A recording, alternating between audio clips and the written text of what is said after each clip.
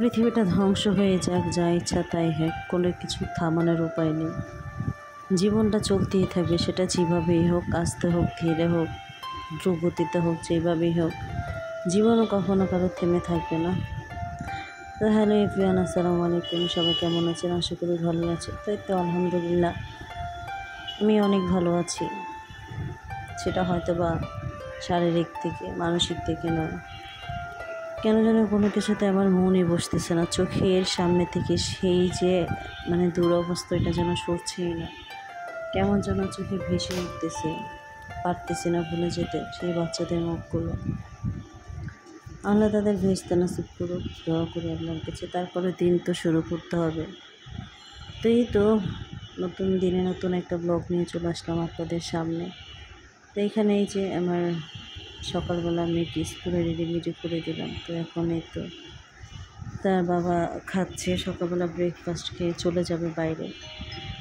তো এই তো, আর এখানে আমার এক কাপ চা, একটা বিস্কুট হলেই আমার হয়ে যায়, আমার আর কিছু প্রয়োজন নেই। তা খেয়ে আলহামদুলিল্লাহ আমার দুপুর পর্যন্ত থাকা যায়। তো এই তো সকালবেলা সব কাজটা সেরে চলে আসলাম ঘরটা গুছাতে। তো এখন একেবারে ঘরটা গুছিয়ে তারপর রান্নাবাড়ায় চলে যাব।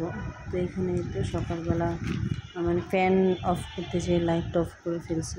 তো এখন আমি সব কিছু ঝাড়ু দিয়ে নিব। তো আমার কাছে টাইলসের থেকে মোজাইকটাই খুব ভালো লাগে, কারণ আমার কাছে মনে হয় মোজাইকটাই সব থেকে শান্তি। ধুলা বালু অথবা যাই হোক, সেটা সহজে দেখা যায় না, আর টাইলসে পড়ে যাওয়ার সম্ভাবনাও বেশি থাকে।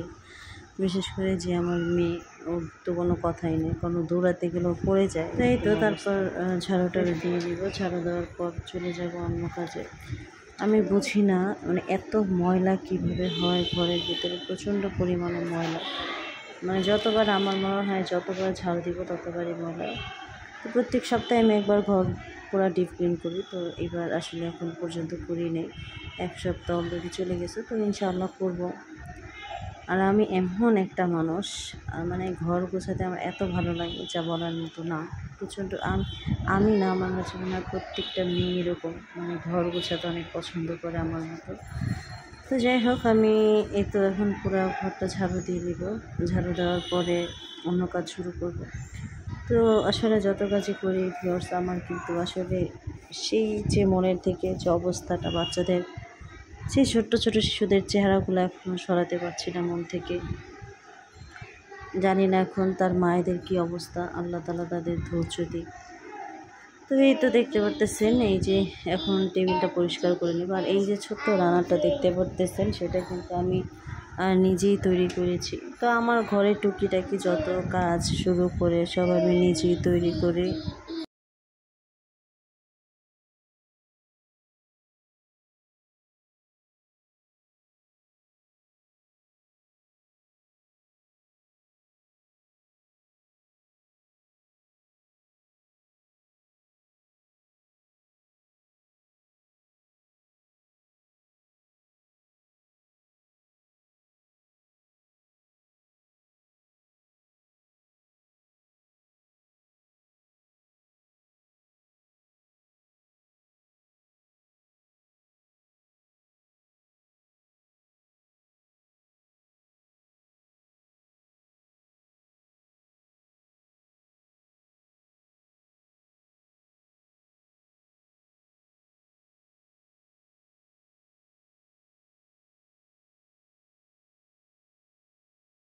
তো আবার তৈরি করতে হবে, তো তখন আমি আপনাদের সাথে শেয়ার করবো। আর এই দেখুন, থালা বাসন ধুতে ধুতে চলে গেছে পানি।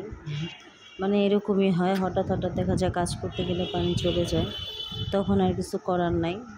তো এই তো মোটামুটি আর কি ধোয়া হয়েছে। ধোয়া শেষে বেসিনটার পুরোপুরি ক্লিন করতে পারেন। আর এই দেখেন, এখানে আলু সিদ্ধ দিয়েছিলাম, তা আলু সিদ্ধ দিতে যে পাতিলা পড়ে গেছে। তো এই তো এখন এটা আমি ধুয়ে নিব, একদম ধুয়ে টুয়ে একদম ক্লিন করে নিব। তো বেসিনটা যখন আবার পানি আসবে তখন ভালো করে ধুবো, এর আগে ধোয়া হবে না। তো অল্প খরচের ভিতরে চেষ্টা করি ঘরটা একদম ক্লিন করার জন্য, পরিষ্কার বিশেষ করে গুছায় রাখার জন্য। তো আমার যা আছে আমি কিন্তু তাই নিয়ে আলহামদুলিল্লাহ আল্লাহর কাছে অনেক বেশি শুকরিয়া আদায় করি, কারণ আল্লাহ আমাকে যা দিয়েছে। আর আপনারা আমাকে অনেক বেশি সাপোর্ট করতেছেন। আসলে দোষটা হচ্ছে আমার, আমি একদিন ভিডিও দিলে আরেকদিন দিই না, যার কারণে আমার ভিউজ অনেক সমস্যা হচ্ছে। তো এখন থেকে ট্রাই করবো প্রতিদিন ভিডিও দেওয়ার জন্য। আর আপনারা আমাকে দয়া করে সাপোর্ট করবেন, কারণ আপনাদের সাপোর্টে কিন্তু আমাদের নিয়ে যাবে অনেক দূর।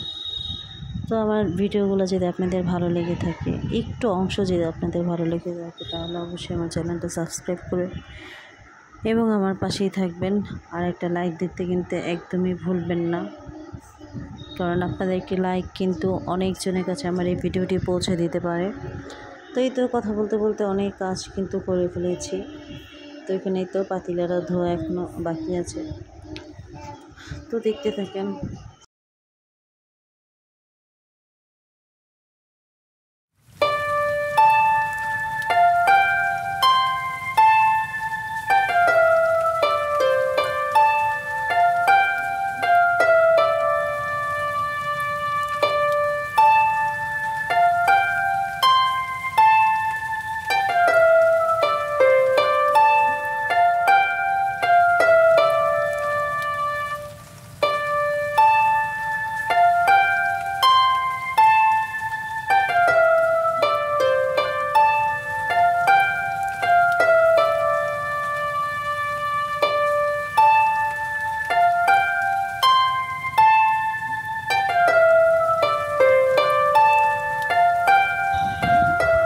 তো দেখতে দেখতে ফিসিংটা ধোয়া হয়ে যাচ্ছে মোটামুটি। আর এখন চলে যাবে পানিটা। আমি বুঝি না, বেশিরভাগ কাজ করতে গেলে এরকমই হয়, মানে কিছু কাজ করতে গেলে দেখা যায় ধুইতে ধুইতে পানিটা চলে যায়। তো এই তো দেখতে দেখতে ভিডিওটা এই পর্যন্তই। তো অবশ্যই আমার পাশে থাকেন, সাপোর্ট করবেন। তো এই তো সবার জন্য দোয়া, সবাই আমার জন্য দোয়া করবেন। আর বিশেষ করে সেই বাচ্চাদের জন্য বেশি দোয়া করবেন যারা এই অবস্থায় আছে, যারা এখনও শরীর দগ্ধ হয়ে গেছে, পড়ে গেছে, তাদের জন্য দোয়া করবেন। সবাই ভালো থাকবেন, সুস্থ থাকবেন। আল্লাহ হাফেজ।